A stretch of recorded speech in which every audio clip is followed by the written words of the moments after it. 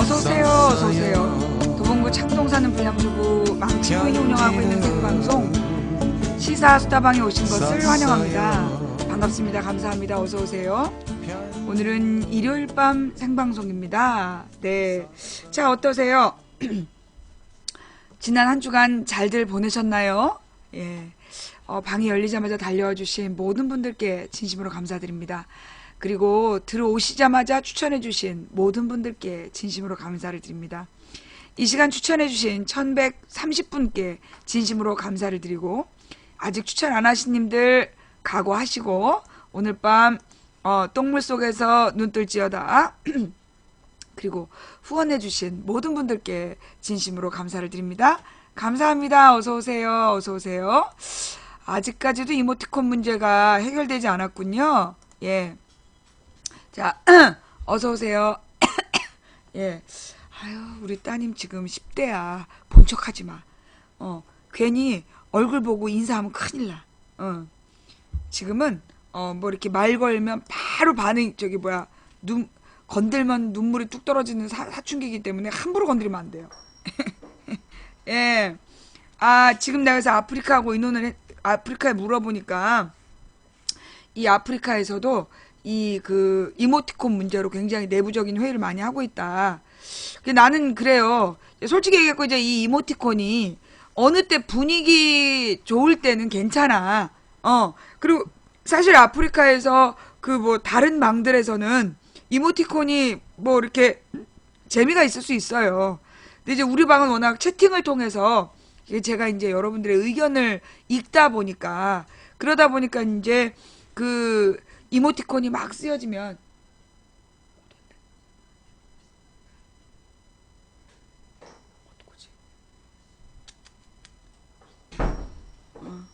예. 네. 자, 그래서 그러니까 이제 사실은 이제 이모티콘이 재밌는 경우도 있어요. 재밌는 방도. 예. 근데 이제 우리 방이랑 안 어울리는 거야. 내가 구식이라. 이게 다 내 탓이야. 이모티콘의 잘못이 아니라 내 탓이에요. 미안합니다. 여러분들이 그래서 이제 이모티콘을 여러분들이 막 재밌게 쓰면 내가 정신이 사나워갖고 방송을 못해.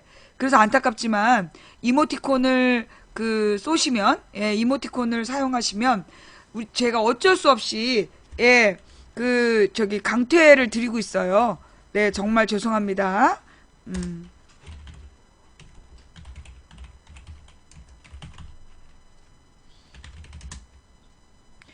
이모티콘 사용하면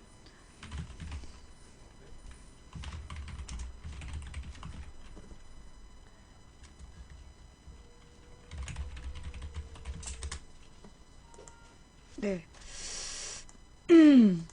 아이, 또, 결국은, 사실은 이게 관심이죠. 그죠? 예. 관심이고, 예, 관심이고, 또 이렇게 관심 받고 싶고, 이제, 그런 분들이 딱뚝 888 999 난리도 아니었잖아. 아프리카 채팅창 난동의 역사. 옛날에 옛날에 코겔 초반에는, 막 이모티콘으로 막 성관계하는 영상을 만들어갖고, 그걸 막 또 나열을 하고, 그러다 이제 그게 금지가 됐어.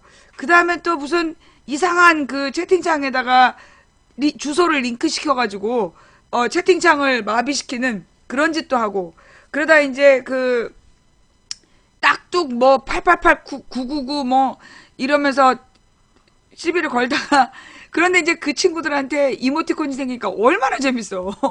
그러니까 각 방을 난장판을 만들어놨더만, 이제 지금 베스트 BJ들이 전부 다들 이렇게 베스트 게시판에 누가 만들었냐고, 이거 당장 없애라고 막 써는 분도 있고, 왜 그러냐고, 재밌는데, 그런 분도 있고, 999 888 난리도 아니었어.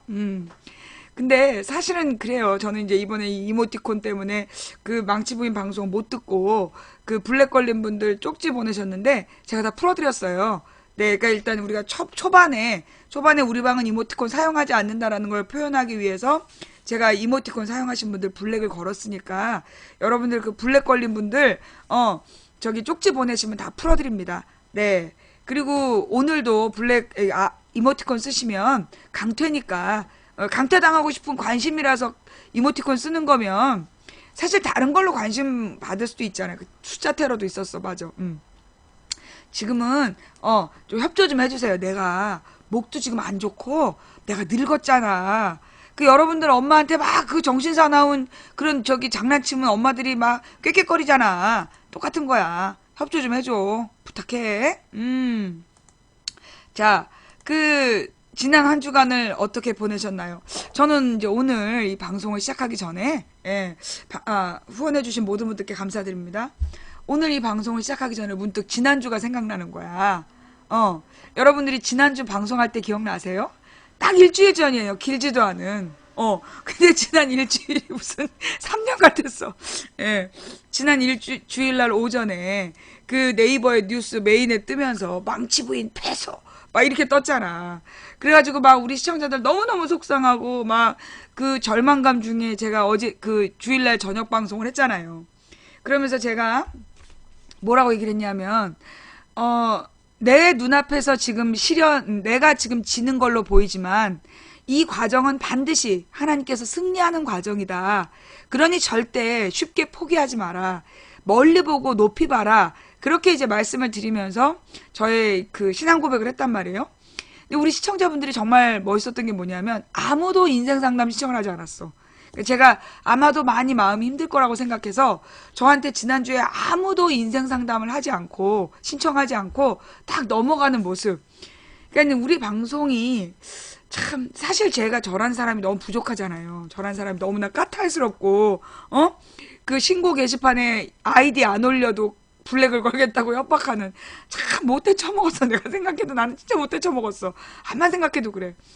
우리 신랑도 마찬가지야. 우리 신랑한테도 내가 너무 못돼 처먹게 구는데 그렇게 우리 시청자분들은 내가 그렇게 못돼 처먹게 굴어도 그렇게 잘해주시는 거예요. 지난 금요일 날 내가 이제 망치부인 방송의 규율을 쫙 얘기했잖아. 근데 사실 그 어떤 건빵이 그러니까 점입 가경이다? 이러면서. 응? 도대체 그 규율이 왜 이렇게 많으냐고 막 짜증을 내면서 그러면서도 이 방 존나 웃긴다 막 이러면서 듣고 갔다며. 그러니까 이제 우리 시청자들이 참 대단해요.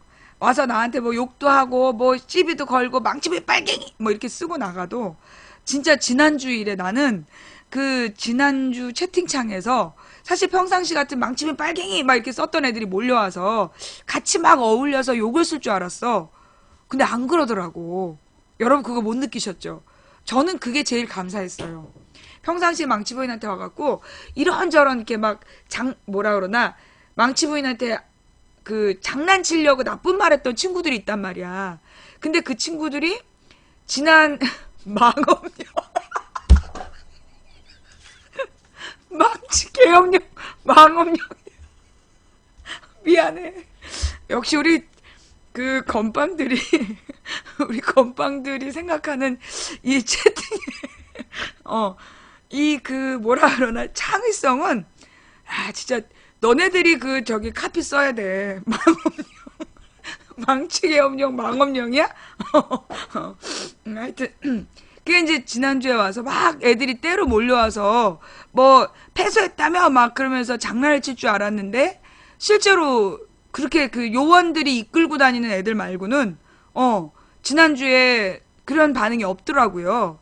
그래서 딱 애들이 티가 나는 거야. 이게 몇 조로 들어오잖아. 뭐 7인 1조, 10인 1조 이렇게 들어오는 애들만 와서 막 그 뭐 패소했다며 라고 쓰는데 그것도 뭐라 그러나 동력이 안 붙는 거야. 동력이 안 붙으면서 애들 스스로 주의하는 분위기가 있었어. 그래서 나는 그게 아줌도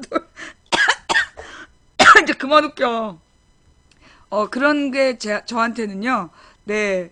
그 참 감동이었어요. 우리 친구들이 평상시에는 망치부인 빨갱이! 뭐, 망치부인 좌좀! 이러면서 시비를 걸지만, 지난 주일만큼은 자기네들도 화가 났던 것 같아. 그래서 이렇게 예의를 지켰다라는 생각이 들고, 우리 시청자들이 인생 상담을 신청하지 않으면서 그 망치부인의 마음을 쉬게 해주려고 했던 거, 그런 게 되게 감동적인 주일이었어요. 그리고 그 주일을 지나서 월요일에, 제가 이제 그 변호사를 만나서 우리가 돈이 얼마가 들던 뭐 빚을 내서라도 우리가 이 싸움을 감당하겠다. 그렇게 이제 사실은 변호사님은 변호사님대로 나 때문에 고난당하는 거 아닐까. 나는 그게 걱정이었고, 우리 백변은 이게 이 싸움이 계속 진짜 수천만 원이 들어가는 싸움인데 이걸 계속 하라고 그러기에는 너무 미안하고, 그래서 우리가 서로를 배려하는 마음으로 항소를 포기하는 분위기였다가 딱 만났는데 이게 아닌 거야. 이거는 우리가 이렇게 포기하기엔 너무나 억울하다. 우리가 너무나 그 자존심이 상한다. 그러면서 변호사님도 수임료를 대폭 깎아주시고, 그리고 이제 그 거의 정부에 낼 돈 중심으로 해서 우리가 그 감당하자 이렇게 결심을 하고 나서 항소를 결정했단 말이에요. 그러자 하나님께서 메일을 통해서 그 저작권료를 주시겠다. 그게 몇 년 전에 사용된 영상이었대요. 90초를 그 사용한 영상인데 그 영상을 시청한 사람이 2,500명이라는 거야. 그러니까 그 영상을 본 수강생이 2,500명이었고, 그래서 그 2,500명으로 계산을 해가지고, 그러니까 보니까 뭐 한 사람당 100원 꼴인가 봐. 근데 그게 뭐 한 2,500명이 보니까 그 돈을 이제 저한테 잊어서 보내준 거예요. 근데 그 법이 지난 8월에 통과가 됐대. 아니 7월인가 통과가 돼갖고 8월부터 그 돈을 배상하기 시작했다는 거예요. 보상금을 주기 시작했대. 그러니까 이게 참 저같이 믿는 사람들은 이 하나님의 이 정말 치밀한 계획, 이걸 몇 년 전부터 준비하셔갖고, 그 강사는 아마 그 뒤로 다시는 나의 영상을 못 썼을 것 같아. 왜냐면 그 1,800만 원이란 이 그 저작권료를 그 학교가 물어야 되는데 다시 사용하겠어요? 못하지? 어쨌거나 저작권료가 발생을 했고, 그걸 기다렸다가 때가 이름에 딱 보내서 저의 마음을 위로해 주신 이 완벽함은요, 이게 망치 부인이 담대하게 오늘을 살아갈 수 있는, 망치 부인이 오늘도 담대할 수 있는 그 근거가 되지 않는가. 저는 이제 그런 생각이 들고, 그래서 지난 한 주간이 너무 은혜로웠어요. 지난 한 주간이 너무나 은혜로웠고, 지난 금요일 날 그 유행어가 막 터진 거야. 망엄령, 망치 계엄령. 나는 그 금요일 날 나온 말이에요. 망엄령이란 말이. 금요일 날 나는 되게 진지하게 막 너네 이렇게 해도 블랙이고 이렇게 하면 고소할 거야 막 이러면서 내가 되게 진지한 설명을 했단 말이야. 근데 계속 시청자들이 막 웃겨 죽으려고 그러는 거야.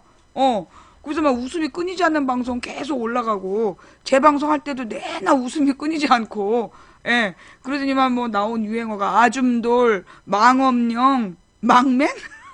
별의별 얘기가 다 나오면서, 그러니까 우리 방에는 참 묘한 어떤 기운이 흘러. 그러니까 에너지죠. 묘한 에너지가 있어. 그러니까 막 사실 정치적인 입장이 이게 다 똑같은 사람들이 아니야. 다 달라. 다 다른 사람들인데, 그래도 와서 토론할 때는 되게 진지하게 막 하나로 뭉치고, 또 내가 틀림없이 알아. 그 사람 성향이 나랑 다른 거. 근데 망치부인 말에 동의하시면 그럼 엄지척 손을 다 들어주는 거야. 그리고 또 한마음이 돼서 분노할 때 분노하고, 그리고 또 토론할 땐 열띤 토론을 하고, 그러면서 소위 이제 장난치는 젊은 어린 친구들도, 어린 벗들도 예의를 지키는 그런 방송인 것 같아요. 그래서 우리 방송의 생명력은 역시 채팅창이다. 사실 또 이렇게 방송 시작하기 두 번째 든 생각은, 내가 뭐라고. 사실 제가 무슨 뭐 전문적인 지식이 있는 사람도 아니고, 뭐 무슨 정치학 박사, 역사학 박사, 그런 것도 아니잖아요? 가방끈도 사실 짧고, 대학교 다닐 때 공부도 많이 못했고, 맨날 학사 경고 받고 다녔던 제가 여기서 이런 방송을 하는데, 그리고 다 사실 나의 내용이 그렇게 막 전문적이고 내용이 좋은 것도 아니야. 근데 나는 굉장히 단순한 언어로, 이렇게 중학생들도 알아들을 만한 그냥 단어로 사용되는 단어를 사용해서 이런 말을 전달할 뿐인데, 이걸 뭐라고 그렇게 감동해 주시고, 이 내용의 핵심을 또 다 파악해가지고 각자 기사로 쓰고 책으로 펴내고 그래 주시는지, 내가 이 세상 지금 이 땅에 태어나서 내가 받은 이 복이 너무 크다. 내가 너무나 많은 사랑을 받아서 이걸 어떻게 해야 되나 막 이런 생각이 드는 거야.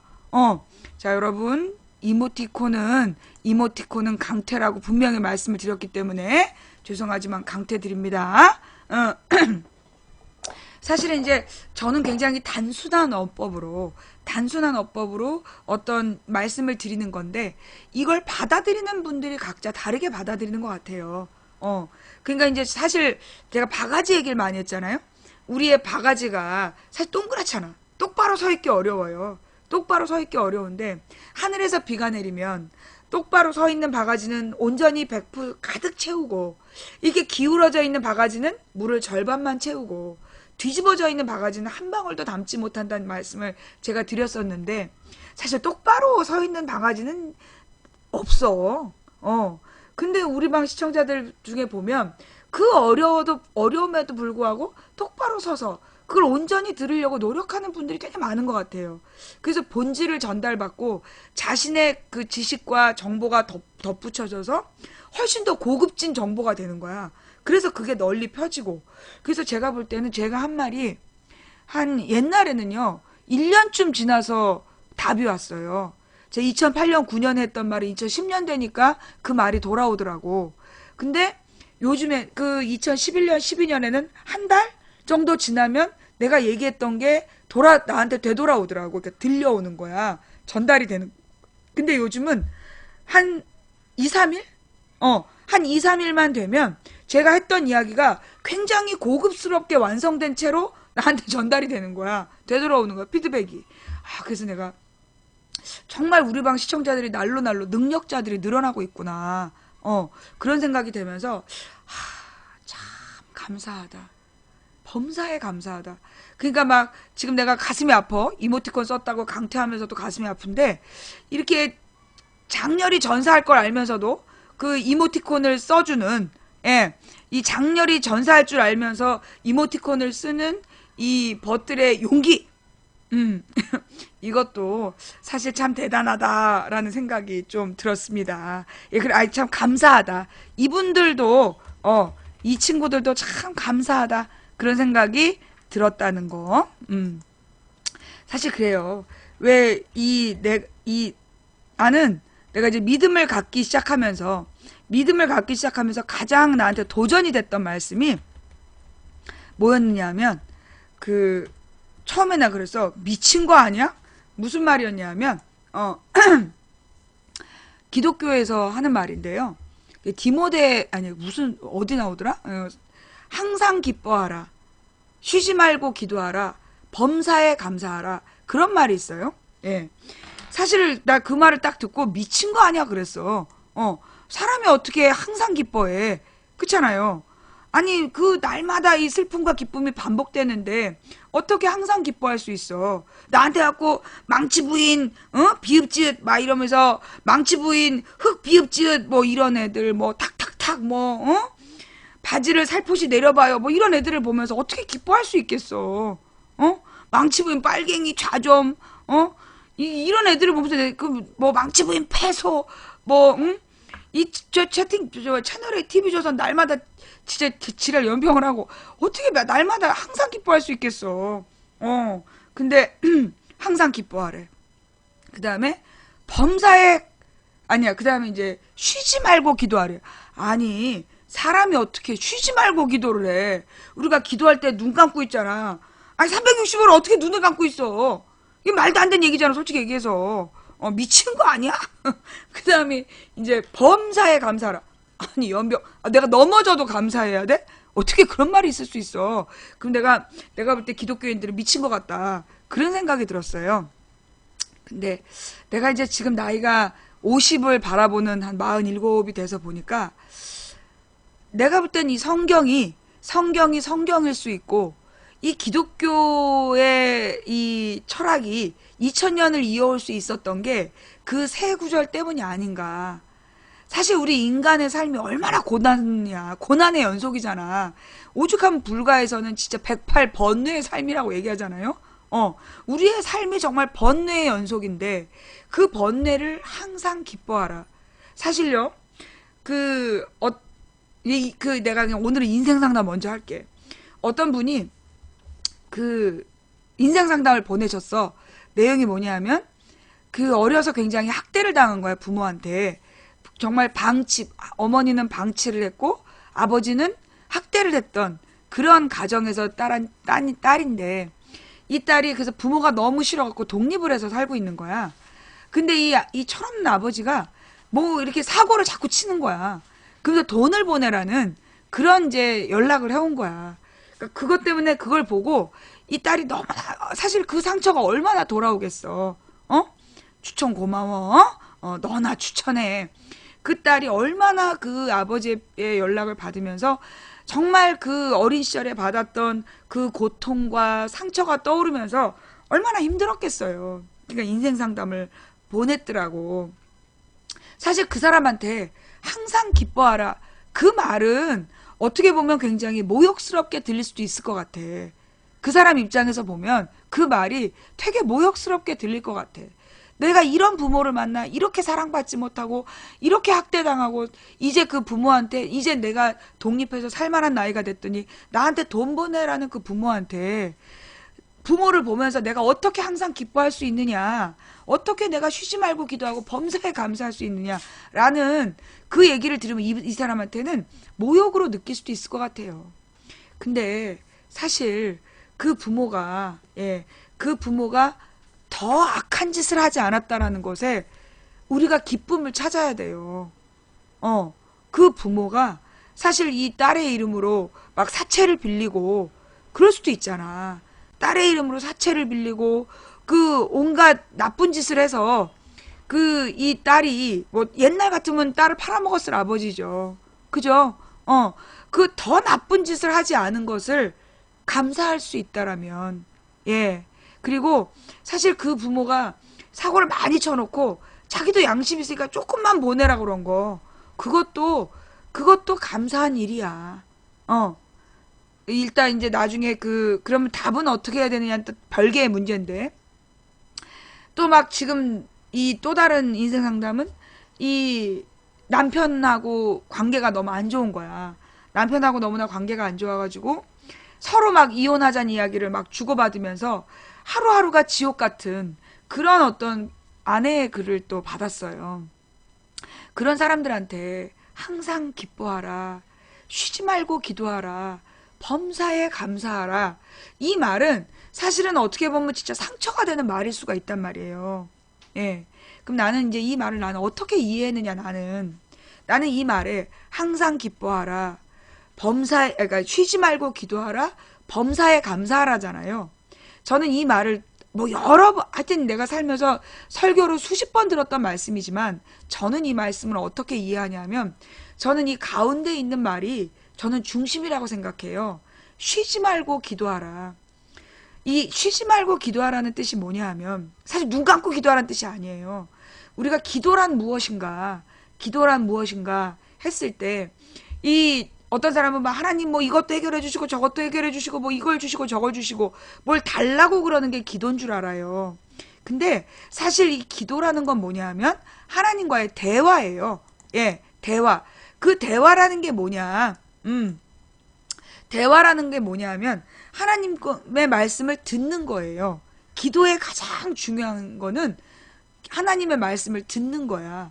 저 같은 경우는 기도를 할 때, 예, 나를 위한 건 구하지 않아요. 나한테 뭘 주십시오라는 건 구하지 않고, 내가 기도해야 될 사람들이 있어. 내가 기도해야 될 사람들에 대한 부분만 기도를 한단 말이야. 근데 그들에게 어떤 물질을 달라든가, 뭐 복을 달라든가 그런 걸 기도하지 않고, 내가 기도하는 사람들에게는 지혜와 건강과 능력을 주셔서 하나님께서 그들에게 계획하신 그 섭리대로 그들이 임무를 잘 완수할 수 있도록 해달라. 그런 기도를 해요. 그리고 마지막에 하나님 저에게 말씀하셔서 제가 하나님의 길에서 벗어나지 않는 그런 삶을 살게 해달라고 그게 저의 기도예요. 그리고 늘 매사를 볼 때마다 생각합니다. 하나님이 이 상황을 보신다면 제가 그런 시사 방송하면서 그런 얘기 하잖아요. 문재인이 이랬다면 그들은 뭐라고 얘기했겠냐. 박근혜가 어떤 짓을 했어? 근데 문재인이 같은 일을 했다면 조중동 어떻게 했겠냐. 라는 얘기를 하는 것처럼 매사 하나님이 이 상황을 보신다라면 제가 이제 어저께는 누가 이제 떠먹는 기름을 그러니까 뭔가 되게 고급 기름인가 봐. 떠먹는 기름을 선물을 했더라고.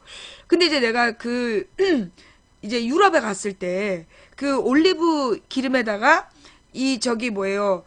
와인 식초 있잖아. 와인이 오래 묵어서 된 식초. 그거를 이렇게 섞어가지고 약처럼 마신다라는 얘기를 듣고 왔단 말이야. 그래서 떠먹는 기름이 딱 들어왔을 때, 야, 여기다가 내가 올리브유는 다 먹어버리고 떠먹는 식초가 남았어. 그래서 떠먹는 식초 이거 섞어서 먹으면 좋겠다라고 생각을 하고 있었단 말이야. 근데 우리 신랑이 그걸 딱 싸가지고 나가는 거야. 어디 가냐고 누가 갖다 주겠다고 나가는 거야. 그걸 딱 보니까 이제 마음이 상하는 거야. 아니, 내가 지금 뭐예요. 혈관이 막혀가가지고 내가 맨날 양파 와인을 마시고 그 고생을 하고 있는데 나한테 얘기도 안 하고 그 떠먹는 기름을 잽싸게 또 누굴 또 퍼주러 나가는 걸 보니까 그게 막 얄미운 거야. 그래서 그래 다 퍼줘라 다 퍼줘 이러면서 이제 화가 났어. 그래가지고 이제 그걸 가지고 이제 남편한테 막 이제 눈을 째려보면서 저 인간은 집에 들어오는 걸 쫙 퍼주는 인간이라고. 그러면서 이제 막 째려보고 있었던 거야. 그러다 문득 내가 지난주에 받은 은혜가 얼마나 큰데, 그래서 막 문 닫고 나가는 신랑 오면서 저 인간은 집에 들어오는 건 죄 퍼줘. 내 생각은 눈곱만큼도 안 해. 이제 막 그렇게 얘기를 해놓고 막 째려본 다음에 현관문이 닫힌 다음에 하나님이 등 뒤에 서 있는 하나님이 느껴지는 거야. 등 뒤에 서 있는 하나님이 딱 느껴지면서 하나님이 나를 보시면 얼마나 비웃길까, 비웃음이 샘솟으실까. 예, 아이고 이놈의 지지배야, 너가 지난 한 주간에 받은 은혜가 얼마나 큰데 그까지 떠먹는 기름 때문에 신랑을 찢어버리고 째려보고 그렇게 구박을 하느냐, 그런 거죠. 사실 제가 지난주에도 남편이 회의가 있는데 그 회의를 못 간다라고 얘기를 하고 평상시 회의를 안 빠지니까 괜찮아. 그래서 나를 데리고 그 강남에 변호사를 만나러 갔다 오는, 그리고 그 바쁜 와중에도 나를 위해 모든 서류를 꼼꼼하게 정리해둔 모습을 보면서 내가 지난주 월요일에 정말로 당신이 너무나 고맙다, 그렇게 얘기해놓고 그까지 떠먹는 기름 때문에 그렇게 째려본 내 자신이 참으로 부끄럽고, 그러니까 그런 거예요. 매 순간 사실 우리가 매 순간 항상 기뻐할 수 없고 매 순간 감사할 수 없지만 쉬지 말고 기도하라는 그 중심, 항상 하나님의 눈으로 상황을 바라보면 그렇잖아요. 그러니까 그게 가능하냐? 근데 우리가 이 기독교인이라는 건 그런 거거든. 내 가슴 안에 하나님이 사시는 거, 그게 기독교인이에요. 사실 그런 얘기가 있어. 어떤 목사님이 절벽에서 떨어졌는데, 이 가지를 딱 붙들고 살아난 거예요. 근데 이제 하나님, 저 좀 살려주세요. 그랬더니만 그 하나님의 목소리가 들려오면서 나를 믿고 뛰어내려라, 그렇게 얘기를 하시니까 그 목사님이 거기 다른 분 없어요. 그랬다는 그런 우스갯소리가 있어. 근데 사실 하나님을 믿는다는 거, 기독교인이 된다는 건 내 가슴 속에 하나님을 온전히 믿고 그리고 정말로 어렵고 위험 속으로 뛰어내릴 수 있는 거, 그게 믿음이거든요. 제가 지난주 월요일 아침에 결심한 대로, 그래 수천만 원이 들더라도, 그리고 지는 싸움이지만 나는 이 길을 가겠다, 이게 나는 하나님이 승리하는 과정이라고 본다라고 신앙 고백하고 달려들었을 때 하나님께서 이 싸움은 네가 하는 게 아니라 내가 하는 거다 라고 보여주신, 이모티콘을 사용하시면 강퇴입니다. 라고 보여주신 정말 은혜의 한 주간이었어요. 그럼에도 불구하고 인간의 뭐라 그러나 이 치졸함은 수시때때로 자신의 욕심, 사실 여러분 잘 생각해 봅시다. 우리가 기쁘지 아니한 이유가 뭘까? 우리가 슬픈 이유가 뭘까? 나의 욕심 때문에 슬픈 거죠. 내 뜻대로 안 되니까 슬픈 거고, 내 욕심이 채워지지 않아서 기쁘지 않은 거거든요. 사실 항상 기뻐하라는 말은 하나님을 가운데 모시고 쉬지 말고 기도하다 보면 나의 욕심이, 그러니까 사실 우리의 욕심이라는 건 뭐냐면 어떤 미래에 대한 불안감, 두려움, 이것 때문에 뭔가를 막 준비하려고 하고 채워두려고 하고, 그런데 그 준비하고 채워두려는 게 내 맘대로 안 되면 그게 화가 나서 분노하는 거거든요. 근데 사실 하나님을 온전히 믿게 되면 사실 미래를 위해 뭘 준비할 필요가 없는 거야. 그냥 맡기고, 그냥 이렇게 따라가다 보면, 사실 그렇지 않아요? 나도 우리 집에 빚이 몇 억이야. 이 집을 위해서 빚을 져야 돼. 며칠 전에 우리 김태일 대표가 와서 집이 좋다고 막 그러셨는데, 이 집에 내 재산보다 은행 재산이 많단 말이야? 그러면 사실 이 빚을 빨리 갚아야 된다, 이런 걸로 스트레스 받을 수 있잖아. 근데 별 신경 안 써. 아니, 내가 뭐 언제 죽을지 모르는데, 뭐, 기어이 빚을 갚으려고 애쓸 필요 없다고 생각해. 이런 마음. 그 다음에 막, 우리 딸이 잘못되면 어떡하지? 우리 딸의 미래를 위해서, 우리 딸의 학비를 위해서 뭔가 준비를 해야 되는 거 아닌가? 아이, 뭐, 지가 벌어서 가는 거지. 뭐, 나는 뭐, 옛날에 우리 부모가 돈 모아놓고 보냈나? 뭐, 이런 거지. 그러니까, 별로 미래에 대한 걱정을 안 해. 그래서, 내가 늙어가지고 노숙자가 되면 어떡하냐? 아유, 뭐, 노숙자가 돼서 굶어 죽으면 그것도 또 내 복인 거지. 그 죽을 때 똥 많이 안 싸서 좋겠네. 죽기 전에 다 똥을 싼 다음에. 노숙자가 돼서 굶어 죽으면 죽을 때 똥 쌀 거 없어서 좋겠네. 뭐 이런 생각으로 별로 미래에 대한 걱정이 안 되는 거야. 그러다 보면 제가 왜 감옥에서 그랬잖아요. 제가 사람에 대한 굉장히 그 예민함이 있어서 그 막 그 스트레스를 받게 하는 사람과 같이 있는 걸 되게 싫어했던 사람이야. 근데 내가 감옥에 딱 갔는데 그 두 미녀가 진짜 이쁜 사람들이야. 근데 한 미녀는 되게 지저분한 미녀. 한 미녀는 굉장히 이렇게 자기만의 공상에 빠진 미녀. 근데 그 공상에 빠진 미녀를 이 지저분한 미녀가 그렇게 괴롭혀. 둘이 날마다 막 그 진짜 개와 고양이처럼 싸워대는 거야. 나는 이제 나는 기도하러 왔다. 내가 이 감옥에 온 것은 내가 기도하러 온 거다. 그러면서 내가 이제 막 그때 묵상을 하는 거야. 그래, 니네들이 나한테 할 수 있는 것은 내 몸을 결박하고 니들이 나한테 더 줄 수 있는 니들이 나한테 할 수 있는 가장 악한 짓은 내 목숨을 거두는 것 뿐이다. 그러나 니들이 내 육신의 목숨을 거두고 나의 육신을 가두어도 나의 영혼은 자유롭고 나는 하나님의 사람이다. 그러면서 다 명상하고 있는데 앞에서 계속 싸우는 거야. 아니, 이걸 그렇게 하면 어떡해? 그래서 너는 뭐 이게 문제야? 그래서 막 둘이 계속 싸워. 이 묵상하는 나의 앞에서 둘이 계속 싸워대고 막 투닥투닥 대면 이 막 이가 갈리는 거야. 그리고 내가 하나님, 나한테 왜 이런 시련을 주십니까? 그러면서 기도를 했는데 문득 하나님께서 이 상황을 달리 보는 그 포인트를 주신 거야. 지금 저 두 사람은 배우다. 근데 저 두 사람이 각자 두 편의 연기를 하고 있는 거야. 근데 너는 그 두 편의 연기가 너의 앞에 지금 한 무대에 펼쳐지고 있는 거야. 그러면서 두 사람의 연기가 저렇게 칼같이 맞아 떨어지면서 네 앞에서 너무나 완벽한 아웅다웅하는 모습을 연기하고 있는 거야. 라고 얘기를 딱 하시니까 그날부터 그 두 사람의 싸움은 내 인생의 가장 완벽한 그 연극이었어요. 그걸 세상에 두 달 내내 봤다니까? 그러면서 내가 받은 그 감동은 이루다 말할 수 없는 거야. 오늘은 이 사람들이 어떤 부분을 연기할까? 그런 거지. 그러면서 그 곳에 있는 게 하루하루가 감동이고 하루하루가 재밌어졌어. 그리고 나니까 그렇게 웃기는 거야. 그 전에는 도대체 이 인간들이 왜 내 앞에서 이렇게 쌈박질까? 날마다 고통이었어. 근데 그렇게 딱 생각하고 두 사람을 관찰하기 시작하니까 그냥 매 순간이 웃기는 거야. 너무 웃겨가지고, 너무너무 웃겨가지고요. 진짜 구치소 생활이 하루하루가 진짜 VIP석이었다. 그러니까 나만을 위한 1인 연극인데, 생각해봐. 그것도 한 편의 연극이 아니라 두 사람의 각자 연극이 있고, 그 연극이 지금 내 무대에서 둘이 올라가서 각 연기를 하고 있다고 생각해봐. 그렇게 보니까, 사실 내 앞에 나타나는 모든 짜증스러운 부분들, 그걸 한번 확장시켜 볼까요? 여러분 앞에 벌어지고 있는 모든 짜증스러운 인간들, 여러분을 괴롭히고 있는, 여러분의 멘탈을 붕괴시키는 그 모든 그 짜증스러운 인간들이 그런 거야. 그 모든 사람들이 각자의 연기를 하고 있어. 각자의 1인극을 하고 있는데 그 1인 연극들이 바로 내 앞에서 펼쳐지고 있는 거야.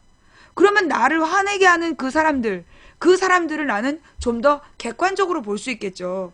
나한테 시비 걸고 나의 평안을 방해하고 나를 힘들게 하는 사람들이지만 그 사람들이 각자 내 앞에서 펼치고 있는 그것이 모두 연극이라고 생각하면 그리고 나면 내가 거기서 짜증을 안 받아. 예, 짜증이, 예, 싸우는 걸 연극이라고 생각하는 정신병이 있네. 그래요. 제가 그런 말씀을 드렸잖아요.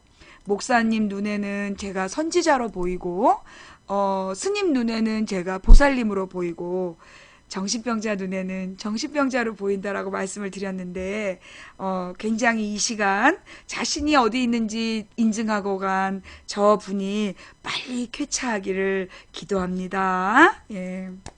그래서 그러니까 내 앞에 있는 막 속상한 화나는 상황들을 우리가 한 발짝 물러나서 보면 가령 우리 사무실에 미친 상사가 있어. 저 새끼 미친 게 틀림없어. 막 돌아다니면서 사고를 치고 막 나한테도 공격적이야. 근데 그걸 저 사람이 나한테 왜 그러지? 라고 생각하면 고통이에요. 근데 그 사람을 1인 연극을 하고 있는 배우라고 생각하고 봐봐. 얼마나 웃기고 재밌어. 그런 거죠. 그렇게 생각하면 항상 기뻐할 수 있는 거죠. 하나님이 내 안에 계시면, 그래서 세상을 보는 다른 눈을 주시면, 그래서 날마다 매 순간 호흡하는 순간 하나님의 눈으로 세상을 보게 되면, 그러면 매 순간 고통이 매 순간 기쁨의 순간으로 바뀔 수 있더라. 그리고 나면 사실 매 순간 감사가 되는 거죠. 나의 시련도 감사하고, 그 시련을 통해 주시려는 은혜도 감사하고, 예. 그, 새로운 좌표인가 봐? 좌칠. 예. 시련까지도 감사한, 그러니까 이제 이 정도가 되니까요. 예. 내 나이가 이 정도 되니까 요즘에는 어떤 시련이 닥치잖아. 그러면 어떤 생각이 드느냐면, 어머, 그러니까 내가 그런 것 같아. 그 구속이 나한테는 결정적이었던 것 같아요. 내가 구속된 뒤에 나의 그 뭐라 그러나 레벨이 확 올라갔어. 나를 바라보는 세상의 레벨이 확 올라갔고, 그 뒤에 벌어진 모든 일이 그랬거든요. 그러니까 내가 어떤 시련을 당할 때는 내 마음에 어떤 생각이 드냐 하면, 아, 이것도 하나님 뭘 주시려고 이러지? 그러니까 내가 이제 그런 생각이 드는 거야. 하나님이 나한테 뭘 주시려고 이러지? 그러면서 어떤 시련이 닥치면 그 시련이 기대가 되는 거야. 그 시련의 순간이 나한테는 기대감을 주는 시간. 하나님이 나한테 또 뭘 또 주시려고, 이러시지? 라는 생각이 들어서 요즘에는 정말, 날마다, 감사한 거죠. 하루하루가 감사하고. 사실 그래서 저는 그런 생각이 들어요. 여러분들이 이제 세상을 살다 보면,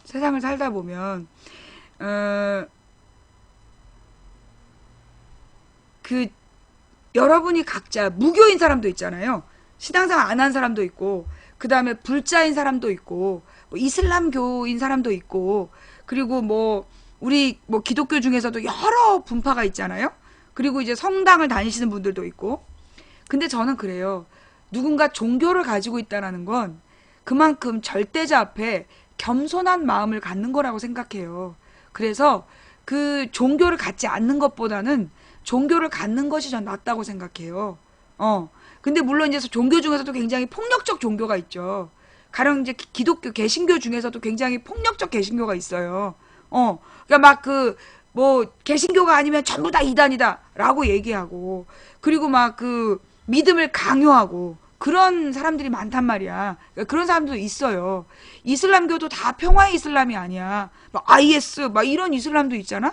그러니까 그 사실은 종교라는 게 어떤 종교는 평화이고 어떤 종교는 평화가 아니고 그렇지는 않은 것 같아. 결국은 뭐냐? 종교를 갖고 있는 사람의 성향에 따라서 모습이 달라질 뿐이라고 저는 생각해요. 근데 좌우지간 종교를 가지려고 한다는 건 자신의 한계를 인정하고 겸손한 마음으로 이 우주의 섭리 앞에 서려는 자세가 돼 있기 때문에 저는 종교를 갖는 게 좋다라고 생각해요. 근데 그 중에 종교를 갖는 여러 가지 방식이 있지만 저는 제가 하나님을 믿음으로 인해서 참 감사해요. 왜냐하면 여러분들이 불교는 불교 나름, 이슬람이 이슬람 나름의 어떤 기쁨이 있으시겠지만 저는 하나님을 믿으면서 정말 하나님이 나의 어투로 내 식으로 말씀을 해주시는 게 너무나 감사하고 날마다 하나님께서 나와 동행해 주시는 게 감사해요. 그래서 하루하루가 날마다 모험이야. 하나님과 동행하는 모험. 그리고 하루하루가, 그래서 정말 저는요, 여러분 제가 그런 말씀 드렸잖아요. 저는 날마다 날마다 입에서 단내나게 살아요. 날마다 날마다 입에서 단내나게, 정말 어느 순간은 막 힘든 거야. 가슴이 뻑뻑한 거야. 그래서 보니까 숨을 안 쉬고 있더라고.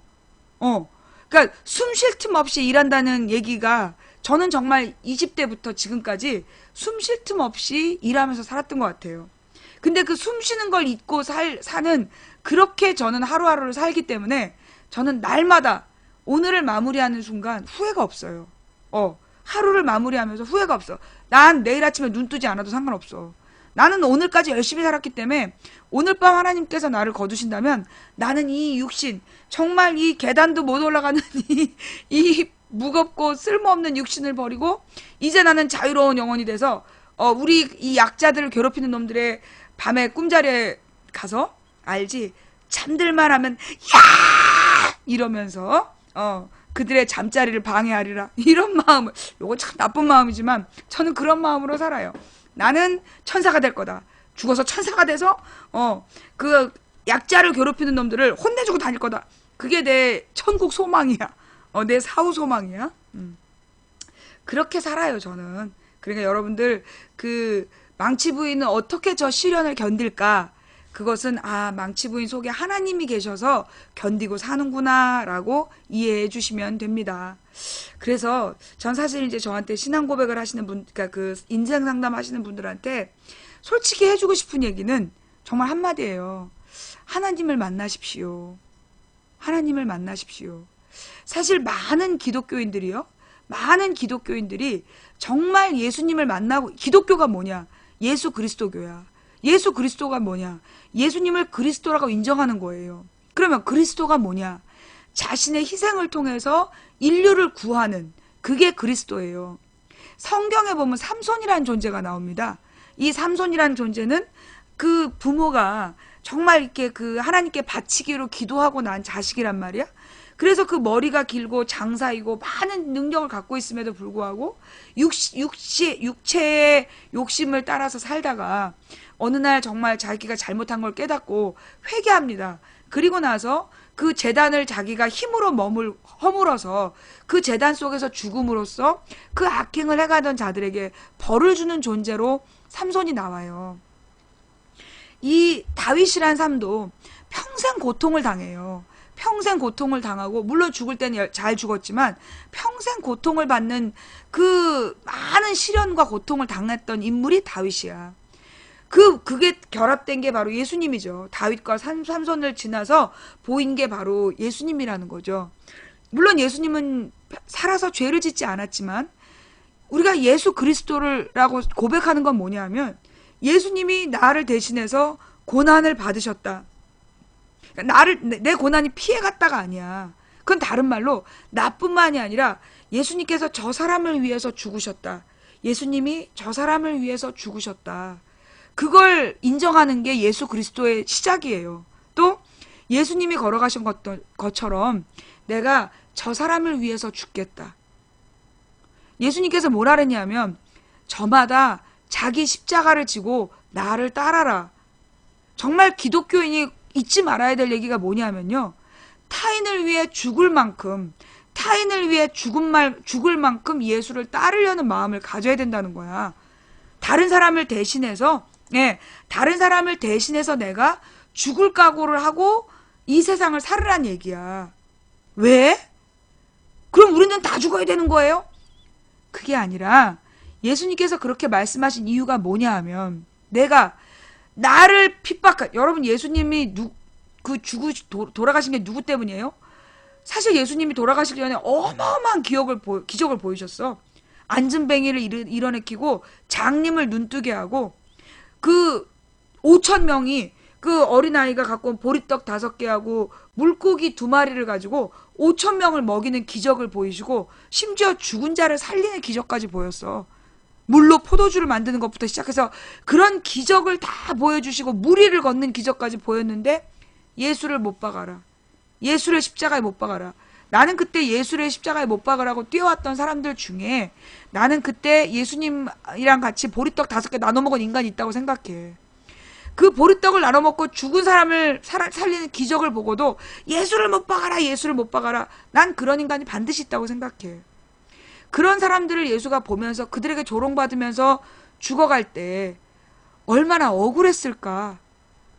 그런데 예수님은 억울해한 게 아니라 주여 저들이 지금 자기가 무슨 짓을 하는지 모릅니다 라고 얘기하면서 그들을 용서하면서 돌아가셨잖아요. 예수님이 그런 분이에요. 어마어마한 고통을 당하면서 예수님이 그냥 십자가에 매달린 게 아니라 패션 오브 크라이스트라는 영화를 봐봐. 그 철심이 박힌 채찍으로 이 살을 뜯어내는 그런 채찍질을 당하고 이 옆구리를 창으로 쑤셔서 모든 체액이 빠져나올 만큼 그런 고통을 당하고 그 다음에 이 십자가형이라는 게 너 이 팔목에다가 못을 박아서 팔목에 못을 박아서 이 뼈와 뼈 사이에다가 걸어 놓는 거야. 근데 이게 그래놓고 그 예수님의 상에 보면 이렇게 발등에다가도 못을 박잖아요. 발등에다가도 그것도 그 이 뼈와 뼈 사이에다 박아두는 거야, 못을. 그런데 이게 몸이 약간 늘어져 있는 거래. 늘어져서 폐가 당겨갖고 숨을 쉴 수가 없는 거야. 그러면 숨을 쉬기 위해서는 그 이 축 늘어진 몸을 그 발목에 고통을 주면서 일어서야 숨을 쉴 수 있는 그런 고통을 당하는 게 십자가형이래요. 그런 고통을 당하면서 예수님이 돌아가신 거야. 근데 예수님이 돌아가신 게 뭐냐? 왜 돌아가셨냐? 사실 지금의 뭐 이명박 박근혜보다 더 못할 거 없는 바리새인들, 그 자기네들이 정한 규칙대로 하지 않으면 주일에 목이 말라도 물도 마시지 말라고 그러는 못된 짓을 하는 그 바리새인들의 폭압 속에서 그 당시 서민들이 너무 고통을 받고 있었어. 그날 나가서 주워 먹지 않으면 죽는 사람들더러 아무것도 하지 말라고 그러고, 먹기 위해서 뭐를 주워 먹었다고 자기를 일했다고 종교적으로 처형하는 그런 바리새인들의 폭압 속에서 그 가난하고 그 고통당하는 서민들을 구하기 위해서 예수님이 그런 고통을 당하고 죽으신 거예요. 그런 그 고통을 보면서 우리가 이 믿는 자들이 따라야 될 자세는 뭐냐 하면, 믿는 자들이 따라야 될 자세는 뭐냐 하면, 내가 저 사람을 위해 죽을 수 있다라는 마음으로 살아간다는 거야. 모두가.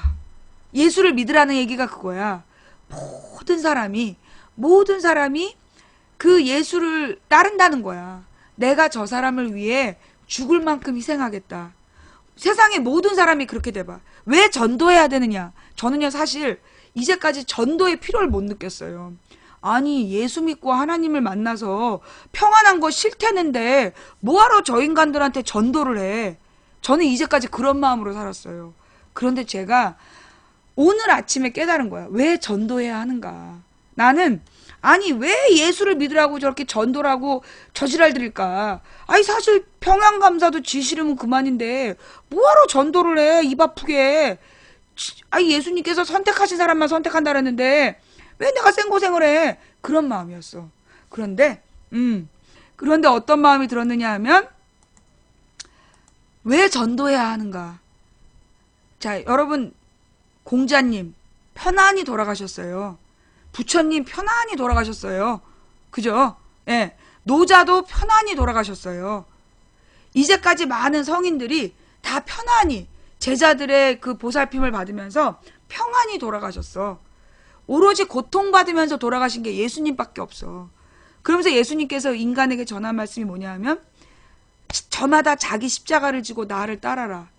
나를 조롱하고 핍박한 사람들을 위해 죽을 만큼 헌신하라.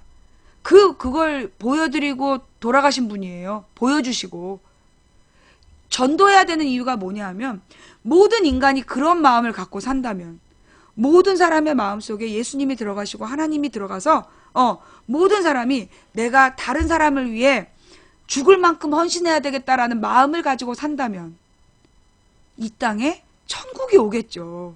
나는 그 예수 천국이라는 말이 뭔 말인지 몰랐어. 내가 오늘 깨달은 바예요. 오늘 깨달은 바야. 모든 사람이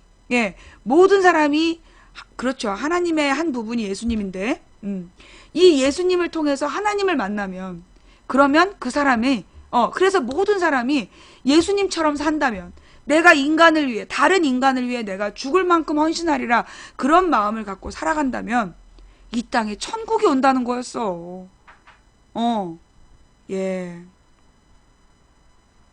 그런 말씀 선포하는 교회에 있다면 다시 나갑니다. 있잖아요, 여러분.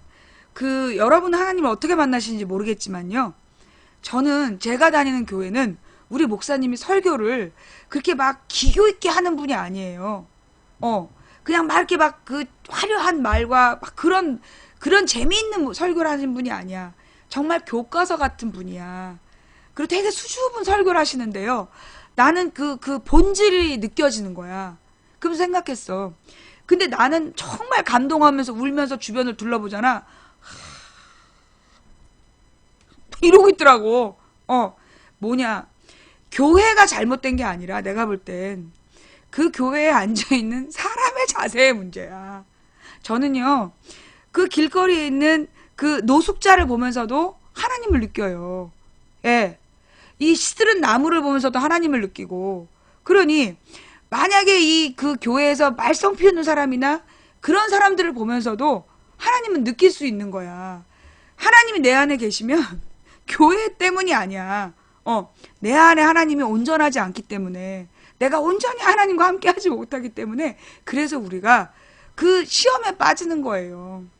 그래서 사실 저는 그래요. 우리는 예수를 믿으려면 교회를 나가라 그러잖아요. 세상에 사실 교회 중에 하나님을 온전히 전하지 못하는 교회가 너무 많아. 막 돈 얘기만 하고 그리고 막 세상적인 권세를 허세처럼 부리고, 요즘처럼 목사들이 대를 이어 교회를 세습하고, 차마 눈 뜨고 볼 수 없는 많은 문제들이 있어요. 그러나 그걸 보면서 우리가 분노하기보다 하나님이 얼마나 가슴 아프실까, 그런 생각을 해야 되고, 그리고 우리가 그런 교회를 바꿔야 돼요. 예, 우리가 그런 교회를 바꿔야 돼. 제가요, 여러분들한테 권해드리는 게 있어. 뭐냐? 내가 이거 하나님하고 얘기하고 단판을 지은 문제야. 단판이라기보다는 결론을 내린 부분이야. 하나님, 제가 이제 대형 교회를 갔었거든요. 대형 교회를 몇천 명 모이는 교회를 갔는데, 그 교회 목사가 어느 날 설교를 하는데 그러는 거야. 그 한나라당 그 후보들을 데려다가 다 정말 불공정하게 그 한 정당의 후보들만 데려다 인사를 시키고, 그 아버지부터 못돼 처먹었더만. 그리고 그 새누리당, 그러니까 한나라당 후보들만 딱 데려다가 선거 때 인사를 시키고, 그런 다음에 설교 시간에 뭐라고 설교를 하느냐 하면, 그 새벽을 깨워야 된다는 거야. 새벽에 일찍 깨어서 기도하는 믿음 있는 신자들이 돼야 된대. 그러면서 그 예로 누구를 드느냐? 토요토미 히데요시가, 풍신수길 토요토미 히데요시가 오다 노부나가라는 장군의 노예였는데, 매일 새벽에 일찍 일어나가지고 그 장군의 신발을 품고 있어가지고, 그 신발이 따뜻하게 달아오른 신발을 그 장군한테 신겼다는 거야. 그래서 토요토미 히데요시가 일본을 통일하는 장군이 됐다고. 한겨울에 새벽에 일어나서 장군의 신발을 끌어안고 있어서, 그래서 그 장군이 그 신발을 신으면서 너가 참 대단하다고 칭찬을 했다는 거야. 그래서 노예였던 토요토미 히데요시가 일본을 통일하는 훌륭한 장군이 됐다는 설교를 하는 거야. 토요토미 히데요시가 누구냐? 임진왜란을 일으킨 시볼놈이야. 찢어 죽여도 아깝지 않은, 포를 떠서 죽여야 될 이 토요토미 히데요시를 그 설교 시간에 그렇게 설명을 하는 거야. 그래서 내가 그 교회를 떠났어요. 내가 정말 정치인이, 보통 정치인들이 동네에 큰 교회를 다녀. 그래야 이제 자기 지역구 사람들을 많이 만나니까. 그런데 우리가 그 교회를 떠난 이유가, 그런 목사에게선 들을 게 없다. 그래서 내가 그 교회를 떠났어요. 그러면서 사실 이러면 다음에 선거를 나갔을 때 떨어질 수도 있어. 근데 내가 그랬어. 떨어져도 이 교회에 있는 건, 이거는 아니다. 우린 떨어지더라도 나간다. 그리고 그 교회를 떠났죠. 그리고 떨어지지 않았어요. 그 다음 선거에서. 예. 그래서 우리가 정말 내가 볼 때 한국의 대형 교회는 하나님이 들어올 자리가 없어. 한국의 대형 교회는 너무 많은 욕심과 세상적 권세가 가득 차서 예수님에 들어와 앉아있을 틈이 없더라고. 그래서 내가 예수님하고 내린 결론이 뭐냐? 하나님하고 내린 결론이, 한 목자가 품을 수 있는 양의 수는 500마리다. 무슨 얘기냐? 여러분이 교회를 선택하실 때요. 교회를 선택하실 때 500명 미만으로 출석하는 교회를 가세요. 예. 그러니까 한 200명에서 500명. 왜냐? 200명 미만은 아직 경험이 없어가지고, 아직 경험이 없어서 양을 돌보질 못해. 주일날 앉아서 예배 드리는 사람이 200에서 한 500명 정도인 교회가 딱 하나님께서 살아계시는 교회예요. 그런 교회를 가잖아. 그러면 말씀이 정도가 있어. 본질을 이야기해. 예. 그래서 200에서 500명 정도의 교회가 여러분들이 다니실 만한 교회예요. 우리 형부가 교회를 하시는데, 사실 우리 형부는 참 말씀을 재밌게 하는 분이야. 설교를 진짜 재밌게 하시면서도 막 웃기다가 감동을 탁 주는 그런 설교를 하는 분이야. 그러니까 이제 많은 그 분들이 교회를 키워야 된다.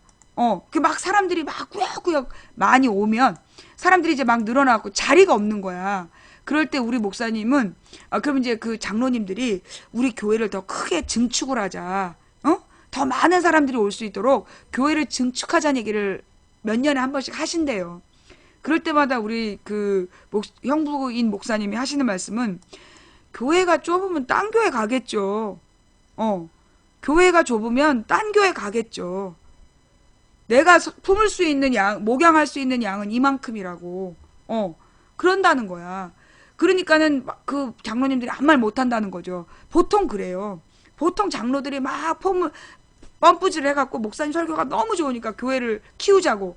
그래서 교회를 몇십억, 몇백억짜리 교회를 지어놓고 교인들한테 건축원고만 하고 막 닥달을 하고, 돈 많이 낸 장로들이 교회를 장악하고, 그 돈 많이 낸 장로들이 미친 목사들을 데려다 놓고, 그래서 한국 교회가 개판이 된 거야. 그래서 하나님께서 여러분이 교회를 가고 싶으세요? 그러면 한 200에서 500명 정도 다니는 교회를 가세요. 그러면 그런 교회는 하나님이 역사하셔요. 그런 교회에 하나님께서 본질을 말씀하세요. 오늘 이야기는 여기까지. 예. 왜 전도해야 하는가? 왜 예수님을 가슴에 만나면 천국인가?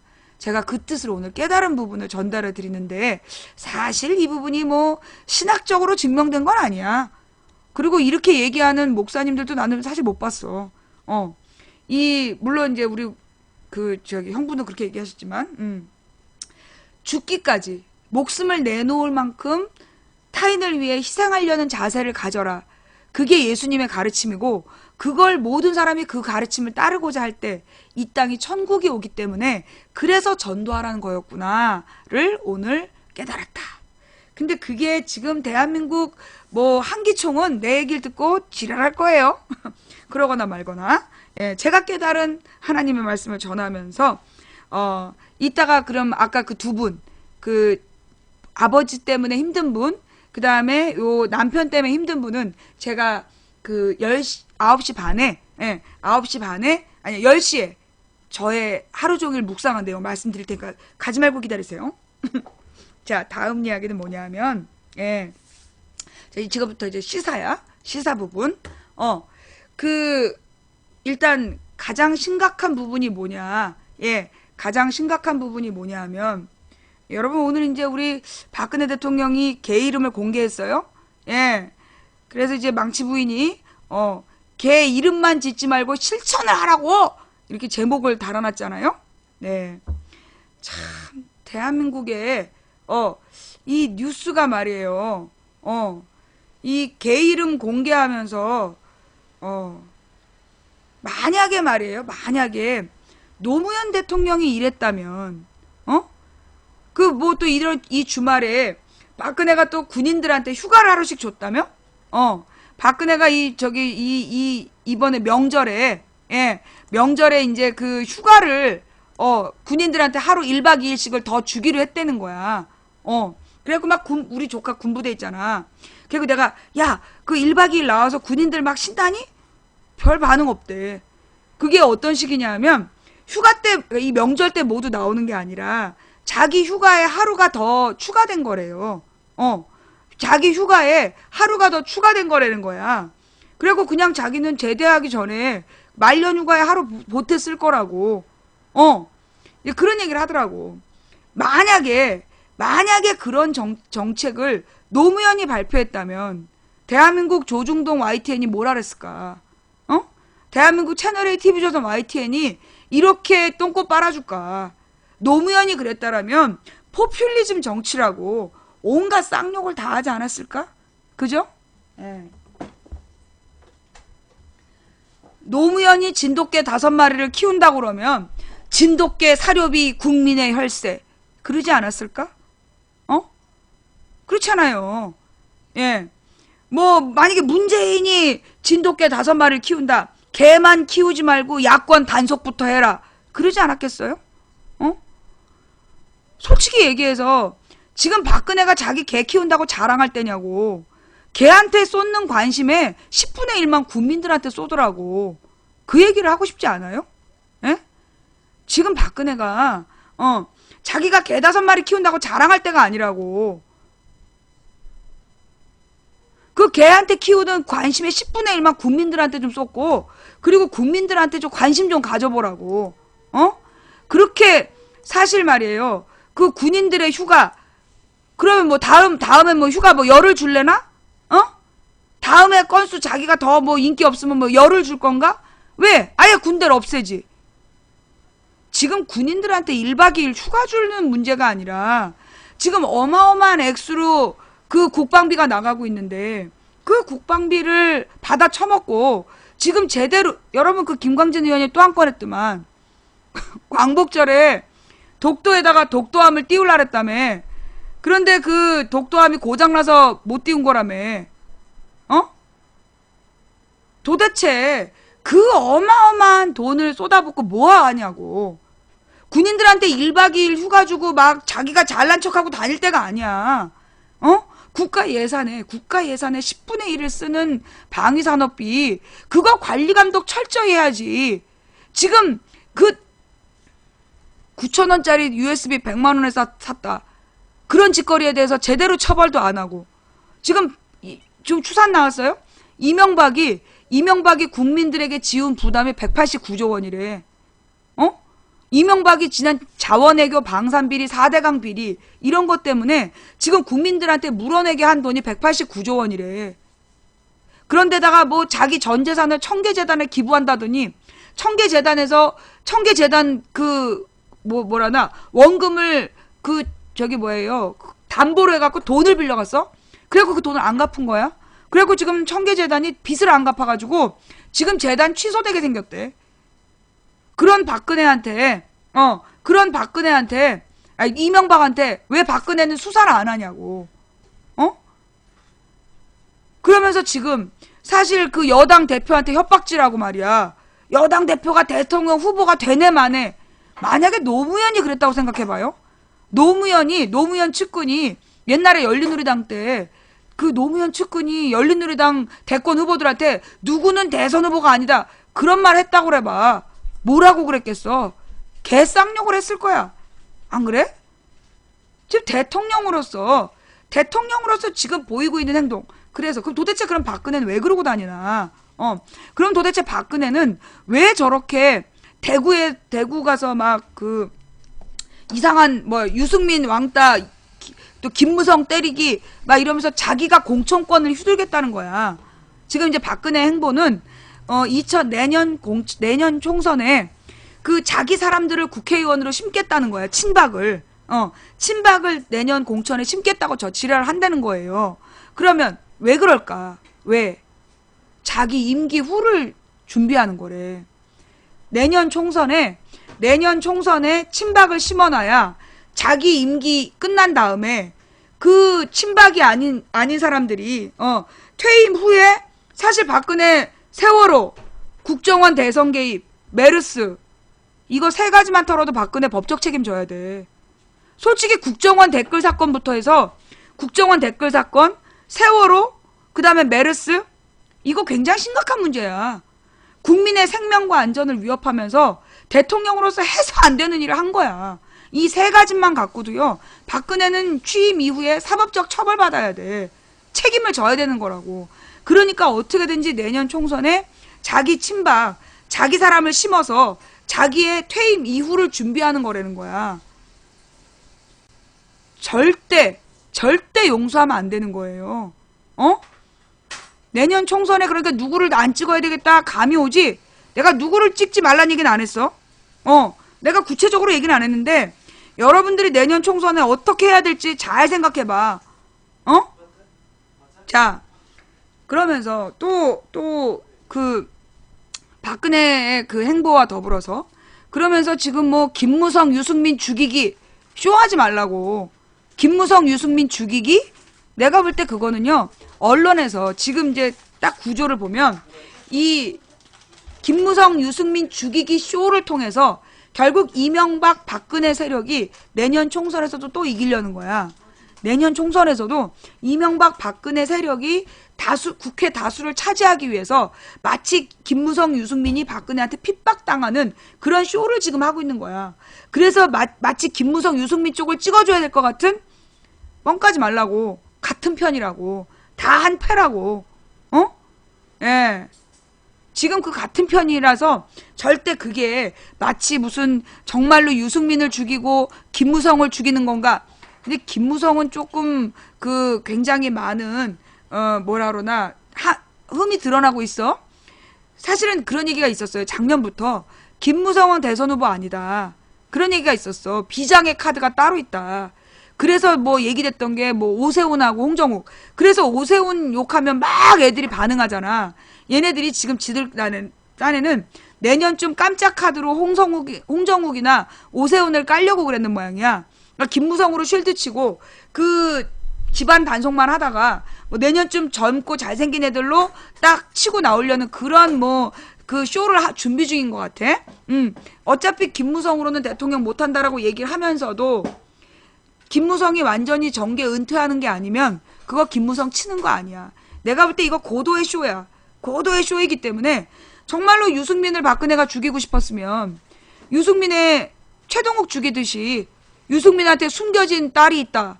내지는 숨겨진 저기 뭐 내연의 여자가 있다. 뭐 이런 얘기 퍼뜨릴 수 있는 거 아니야?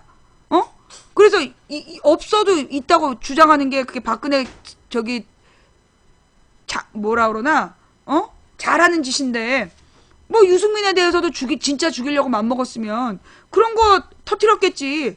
그런 거 없잖아. 그죠? 그래서 내가 볼 때는 김무성, 유승민 죽이기라는 거는 내가 볼 때 이 언론을 속이기 위한 그 언론 중에서도 특히 진보 언론을 속이기 위한 그 그러니까 뭐야, 물타기. 거기에 넘어가면 안 돼. 옛날부터 이 진보 언론이요. 즉 이명박 3년 차부터 친박 친이 갈라서나 그거 3년 동안 내리보다가 뒤통수 맞았어. 그러니 김무성, 유승민 죽이기 그 쇼에 넘어가지 말라고. 언론들은 잘 들어요. 자, 그러면 여당 망치 부인은 왜 맨날 여당만 까냐? 지금부터 이제 야당을 깔라고. 자, 그러면서 이제 어저께 그런 기사가 났어요. 무슨 기사냐면 뭐 경향신문에서 전문가 5인에게 물었대나? 전문가 5인에게 물어갖고 리더십을 평가했는데 뭐 손학규가 1위, 그 다음에 안희정이 2위 뭐 그랬다. 뭐 이러면서 경향신문에서 그걸 기사로 썼어. 그래서 내가 하고 싶은 얘기는 그 전문가들을 그 무슨 전문가인데, 그 전문가라는 게 무슨 전문가인데, 뭐 혹시 뭐 한상진 뭐 이런 사람들 데리고 와가지고 지금 전문가라고 우기는 거 아니야? 누가 그 사람들을 전문가라고 그래? 그 무슨 근거로 리더십이야? 아, 톡을 속에 들어가면 그게 리더십이야? 손학규 때 뭐 했어? 당 대표하면서 뭐 했냐고. 효과적인 싸움 못 해갖고 야당에 존재감 없었던 게 손학규 때 아니야. 무슨 리더십이 1등이야. 말 같지도 않은. 자, 그러면서요. 자, 오늘 문재인 재투표 안 하기로 결론을 내렸더만. 문재인 재투표 안 하기로 결론을 내렸어. 자, 그러면서요. 제가 그랬잖아요. 그 소위 지금 새정연 안에서 사사건건 문재인한테 시비 건 인간들이 있어. 오늘 누가 텔레그램을 보냈어. 긴급 속보. 안철수 3년 동안 속 안 썩인 적 없어. 패러디죠. 긴급 속보. 김무성 딸 32년 동안 속 안 썩여. 그게 긴급 속보였잖아. 누가 텔레그램으로 긴급 속보. 안철수 3년 동안 속 안 썩인 적 없어. 그게 긴급 속보라고 보냈어. 예. 참, 오늘 또 뭐 뻘소리 했는 모양이야. 그러니까 웃기죠. 참, 그러니까 이 국민들의 드립력, 우리 국민들의 드립력은 내가 볼 때 우주 최강이야. 외계인이 와도 댓글로 쫓아낼 수 있는 대한민국 국민의 댓글 능력이야. 정말 대단해요. 그러니까 아마 안철수 뭐라 그러나 안철수 기사 밑에 누가 댓글을 달은 모양이야. 긴급 속보 안철수 3년 동안 속 안 썩인 적 없어. 대단해요. 좌우지간. 사실은요. 문재인 재투표 제가 할 필요 없다 그랬죠. 내가 금요일 날 문재인 재투표 할 필요 없다라고 얘기했지. 맞지? 그리고 이 당 중진들더러 문재인더러 재투표하지 마라 이런 말만 하지 말고 문재인 흔들지 말라는 말도 좀 하라고 그랬잖아. 예. 근데 그 두 번째 얘기는 안 들리는 것 같은데 일단 재투표를 안 하기로 한 거는 나는 승자의 겸손이라고 봐. 아마도 기어이 재투표를 하자고 떠들었던 인간들은 내가 볼 때 문 대표 주변에서 기어이 재투표하자고 떠들었던 사람들 그 사람들을 나는 문 대표가 쫓아내야 된다고 봐. 기어이 재투표 하자는 사람들은요 선명성을 강조한 사람들이에요. 그런데 이 선명성을 강조한다라는 거 필요할 때 선명성을 강조해야 돼. 그런데 당내 분란에서만 선명성을 강조하고 실제로 누구랑 새누리당이랑 싸울 때는 흐지부지 따라가는 접대받고 이럴 때는 흐지부지 따라가고 당내 싸울 때만 선명성 강조한 인간들이 있어. 아예 재투표를 해갖고 쐐기를 박아야 된다. 그런 사람들하고 이 문 대표가 헤어져야 돼. 문 대표 주변에 재투표 하자고 막 강요했던 인간이 있다면 그런 사람들을 쫓아내야 돼요. 문 대표가 그런 사람들하고 같이 있으면 계속 문 대표의 적들이 득세하게 돼 있어. 그 얘기를 꼭 해주고 싶었고요. 사실 지금 문재인 재신임 투표하면 어쩌고 저쩌고 반대했던 인간들 있잖아. 그죠? 그 반대한 인간들은 왜 반대할까? 문재인 재신임을 목숨을 걸고 반대한다 그랬던가 그러면서 막 반대한 인간들이 있어. 왜 반대했을까? 첫째, 문재인이 재신임 투표하면 재신임 받기 때문이야. 문재인 재신임 투표를 반대한 인간들이 있어. 자, 그러니까 기어이 재신임 받겠다라고 한 측, 걔네들도 문제지만 재신임 반대한 애들이 있어. 그럼 재신임 반대한 애들은 누구냐? 얘네들은 사실 문재인이 재신임 받을까봐 싫은 거야. 솔직히 지금 상황에서요. 야권 지지층이 문재인 재신임 투표한다 그러면 내가 볼 때 엄청 힘 몰아줬어. 압도적 지지해줄 거야. 뭐냐? 지금 문재인 흔들게 할 때냐 이 등신들아 이런 분위기예요. 야권 지지층이 지금 문재인 흔들게 할 때냐 이 등신들아 이런 분위기이기 때문에 이번에 재신임 투표했다면 문재인한테 압도적인 지지표를 보내줄 분위기였어. 그게 싫은 거야. 그래서 반대한 거야. 그게 첫 번째.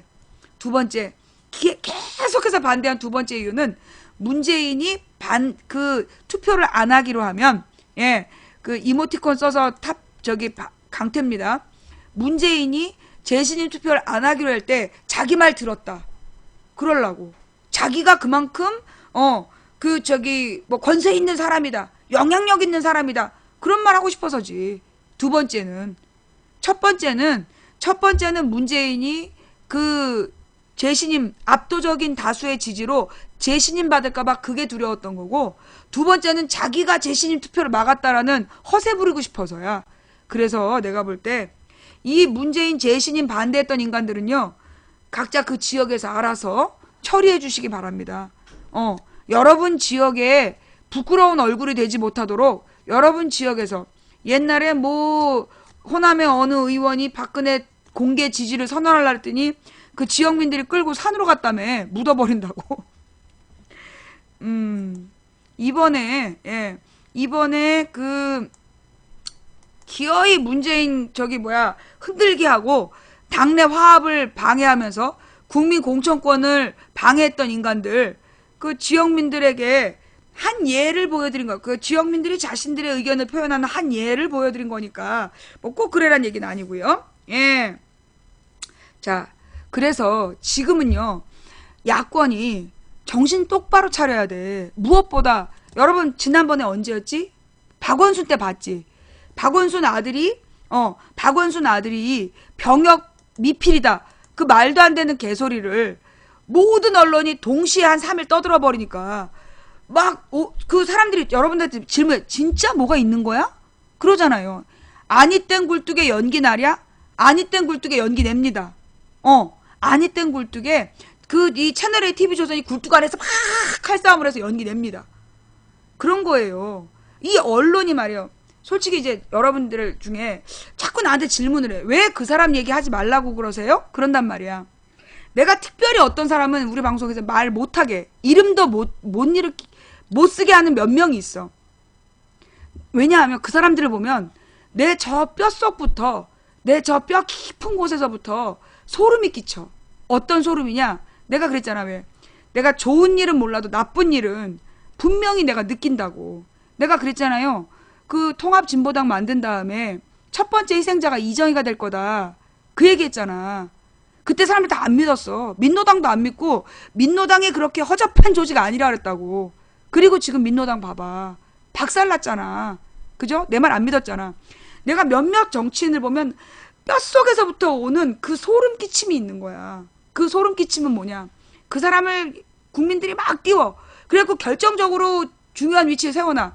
그 다음에 비리가 터져. 노답. 그게 보이는 거야. 자, 여러분 지난 대선 때 봤죠? 지난 대선 때 박근혜가 국정원 여직원이 댓글 달지 않았다라고 고집을 피웠어. 그래서 대선 때 국정원 여직원이 댓글을 달지 않았는데 댓글을 달았다라고 말한 문재인을 만들어내는 언론 봤죠? 그게 지금의 우리 언론 현상이야. 지금의 우리 언론 조건이 그래. 24시간, 나도 24시간 말 못하잖아. 24시간 돌아가면서 거짓말을 하면 국민들이 설마 뭐가 있는 거 아니야? 그런 생각을 한단 말이에요. 세월호 덕분에 언론에 대해서 국민들이 저것들 거짓말하는 거 아니야 라는 생각을 하게 됐지만 여전히 우리는 굉장히 안 좋은 그 여론 환경에서 앞으로 선거 3건을 치러야 돼요. 그때 여러분들이 막 여러분들하고 말 잘하고 소통한다고 몇몇 사람들을 막 띄워놨어. 그래갖고 당 간판됐어. 그 사람들이 한 큐에 가. 한 큐에 가는 수가 있다고. 그렇잖아요. 최동욱 봐봐. 최동욱. 그 아들이 있어? 아들 있다라는 거 과학적으로 증명됐어? 증명 안 됐어. 그런데 최동욱 아들이 있다라고, 그리고 혼외자가 있다라고 거짓말해가지고 사람 등신 만들었잖아. 그거 일주일이면 끝나는 거야. 선거 보름 동안 여러분 옛날에 그것도 기억하세요. 옛날에 이 박근혜 칼침 사건. 박근혜 칼침 놓은 놈은 열린우리당 당원이 아니야. 그런데 박근혜 피습 현장에서 열린우리당 당원 검거 그렇게 15일 떠들어대니까 열린우리당 심판하러 사람들이 선거에 나온 거 아니야. 기사 읽어보지도 않고 제목만 보고 열린우리당에서 박근혜를 칼침 놨구나. 그러면서 밀어붙인 거예요. 그래서 그 선거에서 한나라당이 다 휩쓸었어. 2006년 지방선거에서. 그리고 나니까 국민연금이 좋은 거라고 거짓말 하더라고. 근데 최동욱은 왜 고소 안 하죠, 언론을? 그 당시 언론 고소한다 그랬잖아. 고소한다 그랬다가 포기했어. 왜? 고소한다고 그래서 밝혀지겠냐고.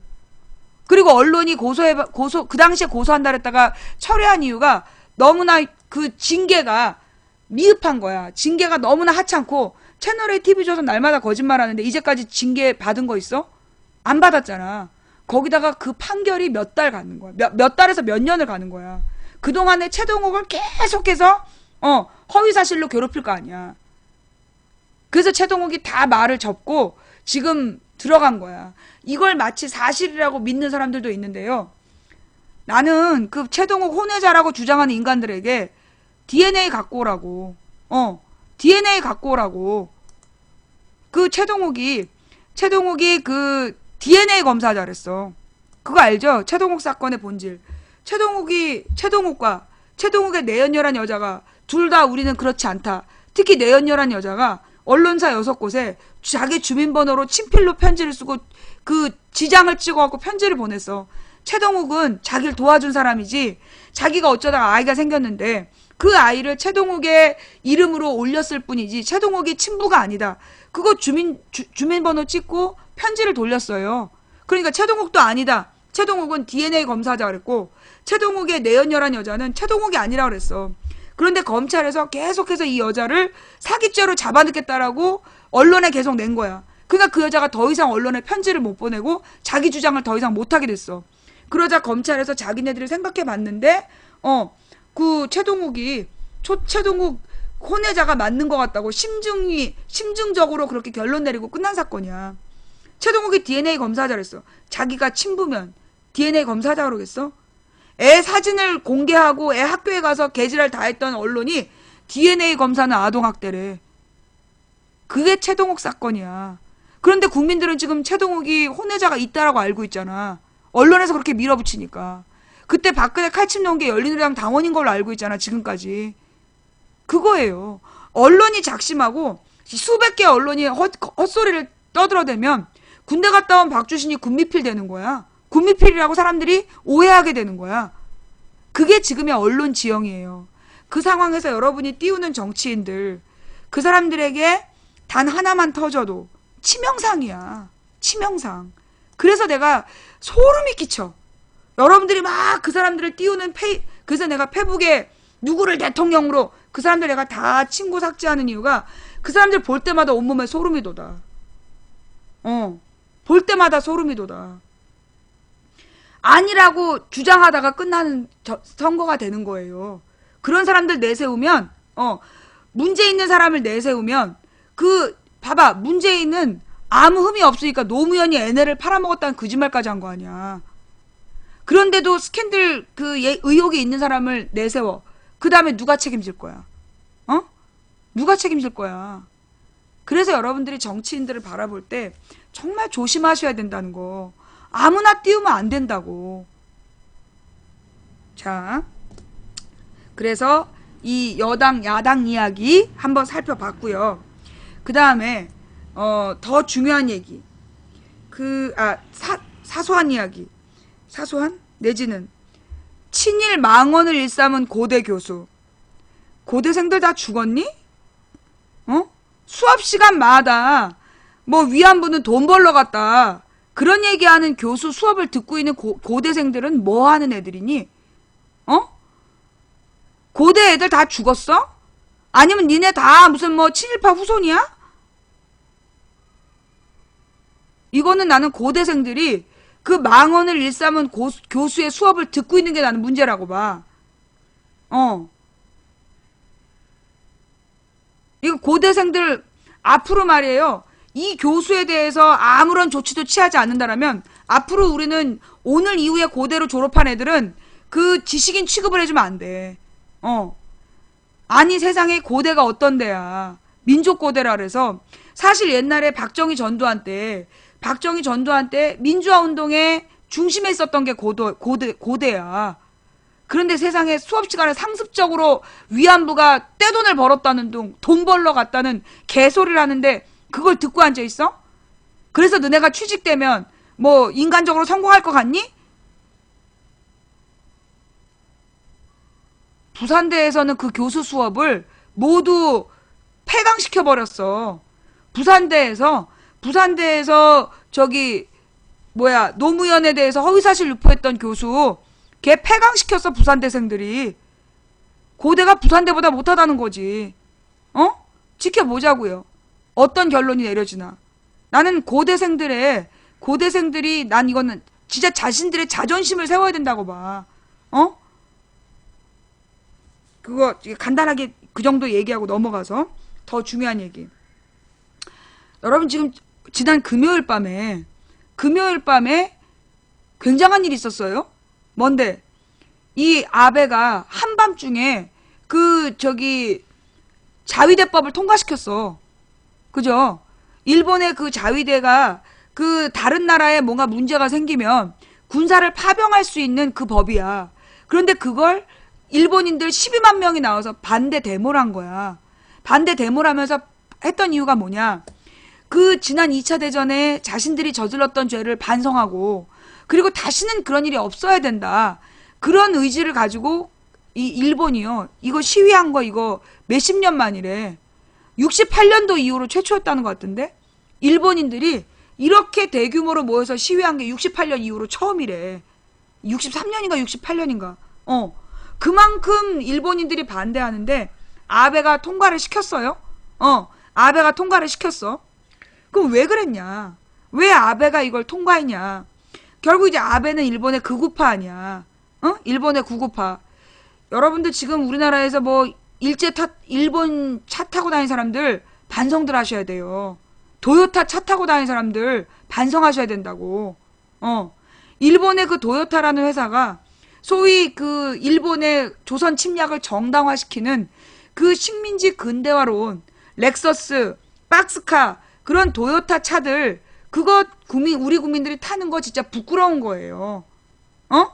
예. 그런 전범 기업에 차 타는 거 그거 부끄러운 겁니다. 잘 생각들 하셔야 돼요. 자, 그러면 하여튼 지금 이제 이 아베와 일본의 극우 세력은 누구로부터 후원금을 받겠어? 아베와 일본의 극우 세력이 누구한테 후원금 받겠어? 도요타 같은 애들한테 후원금 받는 거야. 그 다음에 이런 애들은 기본적으로 뭘 했던 애들이야. 누구하고 또 연관되어 있어. 무기산업자들. 미국의 무기산업자들하고 연관된 애들이야. 그래서 얘네들이 지금 한미일 뭐 군사 동맹이라는 게 사실은 미국의 무기산업자와 일본의 극우파가 우리나라를 핑계 삼아서 자신들의 무기를 팔아먹고 자신들의 세계 침략의 야욕을 키우는 수단으로 만든 게 한미일 군사동맹이야. 이걸 우리가 분명히 알아야 돼요. 여러분, 그러니까 이제 이게 그러는 건데, 또 일본의 극우파는 그걸 왜 저지랄일까? 일본의 극우파 새끼들 왜 저지랄일까? 예. 왜 저지랄이냐면, 여러분 그거 알죠? 일본의 극우파, 약간 좀 또라이들인 것 같아. 일본의 또라이들이 가지고 있는 그 공포가 뭐냐 하면, 일본 반도가 사라질 거라는 공포. 이게 무슨 얘기냐면 지금 이제 지구과학적으로 볼 때 환태평양 조산대라는 게 있잖아요. 태평양판이라는 게 있고 아시아판이 있고 근데 지금 태평양판하고 아시아판이 이렇게 움직이고 있는 거야. 근데 이 일본이 그 태평양판에 그 경계선에 있는 거예요. 그래서 이 그 멘틀이 움직이면서 지금 일본 열도가 지금 그 지층이 흔들리고 있는 거야. 그래서 계속 화산 폭발했잖아. 엊그저께 화산 폭발했잖아. 그죠? 이게 이제 이 일본 열도가 그 태평양 판에 있는데 이 일본 열도가 일본의 과학자들은 이게 가라앉을 거라고 보는 거야. 일본이 지금 뭐라 그러나 그걸 뭐라 그러지? 융기 반대말. 침강이라 그러나? 가라앉을 거라고 보는 거야. 그래서 이게 일본인들한테 가지고 있는 공포예요. 예, 치마? 하여튼 그러니까 바닷속으로 가라앉아 버릴 거라는 그런 공포와 두려움이 일본인들의 정서에 있는 거야. 그러니까 얘네들은 어떻게든지 자기네들의 식민지를 만들고 그래서 그 식민지로 이동해야 된다라는 그 극우 꼴통들의 마인드가 있는 거야. 그래서 그 극우 그러니까 일본에서도 그 극우 꼴통들을 막 치하하는 그런 언론들이 막 이상한 전조 그런 얘기를 자꾸 부추기는 거야. 무슨 얘기인지 알겠어요? 일본에 있는 그 극우 꼴통들이 일본의 언론을 통해서 뭐 막 이상한 뭐 물고기가 너무 지진에 대해 전조가 있다는 둥 그런 얘기를 자꾸 불안감을 고조시키는 거야. 그래서 자기네들이 그 세계 다른 나라를 침략하는 걸 정당화하려는 명분을 삼는 거예요. 뭔 말인지 알겠지? 예. 그러니까 일본이 가라앉을 것이라는 그 공포를 자꾸만 일본 언론에서 떠드는 이유가 그러니까 우리가 한반도로 가야 된다.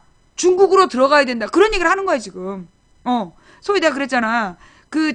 환단곡이 나는 어렸을 때 환단고기가 굉장히 그 민족주의적인 사관으로 쓰인 책인 줄 알았어. 그런데 내가 진짜 역사학을 공부한 그 박사들한테 얘기를 들어보니까 환단고기가 소위 그 일본에서 온 얘기고, 그 환단고기가 일본에서 쓰인 그 이야기를 바탕으로 해서 거기에다가 일본을 조선으로 바꾸기만 한 거다. 그래서 원래 조선이 중국을 지배했다라는 말, 중국과 이 한반도를 다 지배했다라는 말이 원래 조선 자리에 일본이란 말이 들어가 있었대. 일본이 중국과 조선을 다 지배했던 그런 주장을 한다는 거야. 그 뿌리를 약간 변형시킨 게 환단고기래요. 여러분들 잘 한번 읽어. 나한테 막 쌍욕하지 말고, 환단고기 믿는 환빠들아, 나한테 그렇게 쌍욕하지 말고 가서 그 기원을 좀 진짜 역사학자들한테 한번 물어봐. 그러면서 막 무슨 뭐라더라? 교단사학이라든가 역사학 박사들을 막 깔보면서 자기네들이 옳다는 주장을 막 하고 있는데, 좌우지간 그 얘기. 지금 일본 애들은 어디로? 일본 애들은 한반도를 통해서 중국까지 지네들이 지배하겠다라는 거야. 그 꿈을 언제부터 갖고 있었어? 임진왜란 때 토요토미 히데요시부터 가졌던 거야. 그래서 토요토미 히데요시 때 정명가도, 명나라 정벌하러 가게 길을 내라. 그게 임진왜란 때였잖아. 그거를 실행한 게 언제였어? 또 지난 그 1910년부터 45년까지 일본이 중국에다가 중국 침략을 목표로 해서 우리 땅을 식민지로 만들었고, 중국에다 괴뢰 정부까지 만들었잖아. 만주국이라는. 그 만주국에서 박근혜 아버지 박정희가 충성을 맹세하고 거기서 독립군 토벌했던 거 아니야. 그게 지금 일본은요, 지금 500년 꿈이야. 일본이 중국과 이 한반도를 침범하는 건 그 토요토미 히데요시부터 가져왔던 꿈이라고. 그 꿈을 지금 아베가 이루기 위해서 지난 금요일 밤에 이 다른 나라를 침략할 수 있는 법을 통과시킨 거야. 예. 자, 그러면 우리는 어떻게 해야 됩니까? 이거는요, 전 세계가, 우리나라가 시작을 해서 전 세계 일본인 전범기업의 물건, 그, 불매운동. 근데 전범기업만 갖고 안 돼. 하여튼 첫 1차 목표는 일본의 전범기업들의 물건을 그 불매운동하는, 토요타 자동차 같은 거 불매하는 운동을 전 세계적으로 벌려야 돼. 토요타 자동차 같은, 그리고 우리 국민들의 롯데 불매운동, 이거 우리 분명히 해야 되고요. 롯데나 토요타 같은 이 일본의 침략을 정당화하는 극우파들의 돈줄이 되는 그 물건들을 찾아내서 전 세계 소비자들이 같이 불매운동을 하는, 그래야 돼. 그래서 이 아베가 스스로 두 손 두 발 다 들게. 그래서 일본의 수출이 줄고, 일본의 수출이 줄고, 정말 일본의 자동차가 안 팔리는, 그리고 일본의 무슨 물품이 안 팔리는 그런 운동을 전개해야 돼. 학생들도 일본 문구, 이것도 잘 따져서 전범기업하고 연관되어 있는 거면 사지 않기 운동. 이걸 전 세계적으로 해야 된다고 봐. 내가 볼 때 지금 일본의 광기를 막을 단 하나의 방법은 도요타 자동차 불매운동이라고 봐요. 그래서 우리나라 안에서 렉서스 타고 우리나라 안에서 그 도요타 자동차 타는 사람들 정말 대책 세우셔야 돼요. 그 무슨 그 리스하고 그러는 거면 그 계약 해지하시고 그 다른 나라 차로 바꾸세요. 예? 좋은 차 많은데 그 왜 도요타나 왜 일본 차를 사냐 했더니 일본 차값이 싸더만. 근데 그걸 막 외제차인 줄 알고 막 여자들이 좋아한다고 그 타고 있는데 그 일본 차값 그거 싸서 그거 많이 팔리는 거야. 그러니까 도요타 타는 앞으로 우리 개념녀들 렉서스 끌고 다니고 이 도요타 자동차 타는 남자들은 소 닭보도 타세요. 걔네들이 야타 그럼 너나 타. 이렇게 얘기하고 정말 그 걔네들의 허세를 없애줘야 돼. 근데 보니까요, 이 토요타 자동차들 타는 사람들이 누구냐? 우리나라 극우들이 타. 우리나라에서 일본의 침략이 뭐가 잘못됐냐? 일본 덕분에 발전했다. 이런 사람들이 그 토요타 자동차를 타더라고. 부끄러운 일이야. 우리가 정말 우리가 이만큼 어리석게 살아왔어. 예. 자, 그래서요. 예. 그 부분 정신 똑바로 차려서 친일 망원 고대 교수, 고대생들이 내쫓아라. 다시는 강단에 쓰지 못하게 해라. 또 이 전쟁을 가능하게 한 일본의 법을 통과시킨 아베 용서하지 않는, 전 세계가 용서하지 않도록 토요타 불매운동, 토요타와 전범 기업들, 미쓰비시 그런 기업들의 물건을 불매하는 운동을 전 세계적으로 벌려야 된다. 그러면서 우리는 뭘 알아야 되냐면요. 뭘 알아야 되냐. 우리가 지금 굉장히 민감한 때라는 거예요. 우리가 지금 굉장히 중요한 때에 있다는 거야. 그래, 유니클로 같은 데도 사지 마. 솔직히 유니클로요, 여러분. 유니클로가 싸고 제품 좋다? 그거 일본에서 파는 가격에 우리나라에서 두세 배로 파는 거야. 그 다른 나라에서는 그 일회용 옷이라고 아주 그러는 싸구려 옷인데 우리나라에서만 비싸게 파는 거야. 그 대형 마트에 지금 장사가 안 되니까 그거 전부 다 넣고 있는데 그거 우리 쓰지 말아야 돼요. 사지 말아야 돼. 질도 안 좋고 비싸기만 하고, 우리 대학생들도 괜히 옷 없으니까 그거 사는데 차라리 동대문 시장 가가지고 구제 옷을 입으세요. 그러니까 차라리 동대문 운동장 가서 거기서 사 입어. 유니클로 살 돈이면 동대문 가서 더 질 좋은 면으로 더 좋은 옷 사. 내가 사봐서 알아. 유니클로 옷 살 돈이면 동대문 가서 더 이쁜 옷 살 수 있어. 대학생들이 유니클로를 많이 입는데 그러지 말란 말이야. 앞으로. 뭔 말인지 알았지? 그러면서 우리가 지금 굉장히 심각하게 깨달아야 될 부분이 뭐냐면요. 동북아 정세예요. 지금 동북아 정세가 심상치가 않아.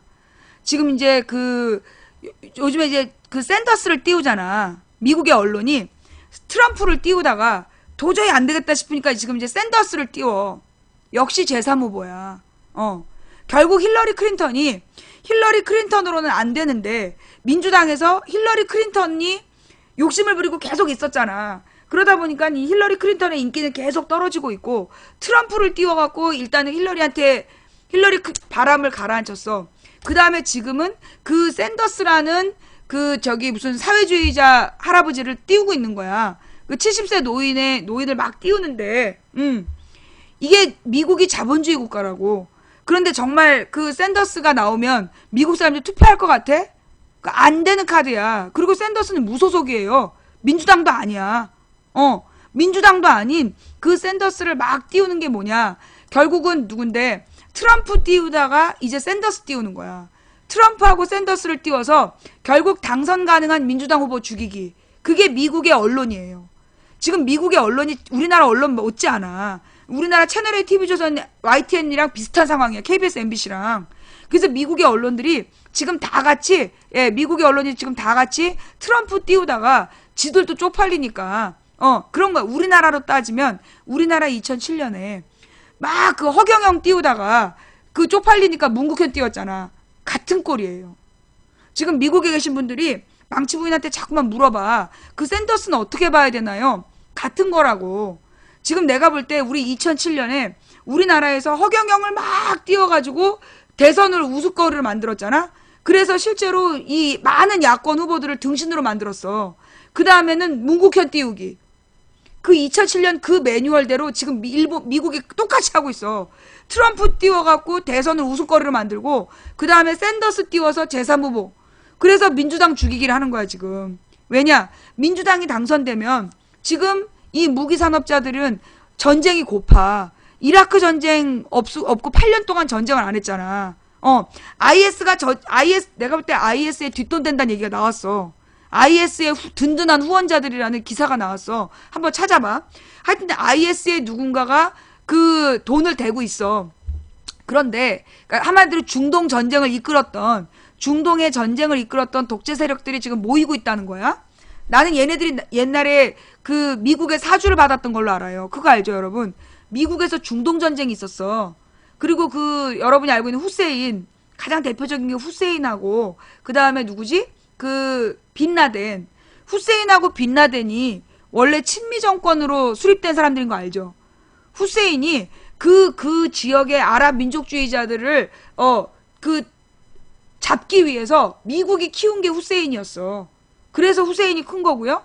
그 다음에 아프가니스탄에 친소련 정부가 만들어지니까 빈라덴한테 무기 줘가지고 그 친소련 정부를 무너뜨리려고 했던 게 빈라덴과 후세인이에요. 이거 모르셨던 분들 이거 꼭 알고 계셔야 돼. 한마디로 중동에서 소위 미국의 무기 산업자들하고 연관된 정치 세력이 분명히 있다는 거야. 요게 역사적 팩트야. 그리고 지금 IS가 그렇게 막 세력을 확장시킬 수 있는 게 그 중동 지역에 있는 정치 세력이 결합했기 때문이래. 나는 내 추측은 그 정치 세력이 내가 볼 때 미국의 무기 산업자들이 키운 세력이라고 봐. 미국의 무기 산업자들이 키운 세력이 지금 IS를 키우고 있어. 그럼 뭘 노리는 거야? 이 내년에 미국 선거 끝난 다음에 IS와의 전쟁. 그걸 준비하는 거야. 그런데 이 IS와의 전쟁은 어차피 이게 국가별 전쟁이 아니라고. 작은 세력이야. 그것만 가지고는 무기 소진을 못해. 그래서 내가 볼 때 중국과의 긴장감을 계속 고조시켜서 무기를 팔아먹으려는 동북아의 긴장을 고조시켜서 자신들의 무기를 우리나라에 더 많이 팔아먹으려는 그런 조작을 지금 그 작전을 지금 피는 걸로 보인다. 그래서 지금 아베의 이 법안 통과는 아베 혼자서의 망언이 아니고 이건 철저히 미국의 무기 산업자들의 지원을 받는 정치적인 망동이다. 예, 그 부분을 여러분들이 살펴볼 수 있어야 된다. 이거 중요한 얘기예요. 요 부분에 대해서는 내일 아마 뭐 해설 기사들이 나오면 그리고 이것들이 일부러 금요일 밤에 통과시킨 거야. 진짜 우리나라 하는 짓 똑같아. 중요한 사건 금요일 밤에 통과시켜서 토요일, 일요일 언론에 못 나오게 하는 거야. 토요일, 일요일 언론에서 다루지 못하게 넘어간 거예요. 중요한 일을 금요일 밤에 통과시키는. 진짜 딱 이 새누리당이랑 아베랑 하는 짓이 똑같아. 이거 그래서 내일 그 기사들 나오면요. 공부해가지고 우리 화요일 날 일본 이 기사는 앞으로 왜 중요하냐. 우리 10월 전국하고도 관계되어 있어. 한반도 전쟁 위기설하고도 관계되어 있는 거고 매우 중요한 국제 문제이기 때문에 여러분들 공부들 많이 하시기 바랍니다. 자, 이렇게 해서 시사 이야기는 넘어갔어요. 예. 시사 이야기는 오늘 여기까지 하고 자, 이제 제가 텔레그램으로 이제 그 인생 상담을 보내달라라고 했더니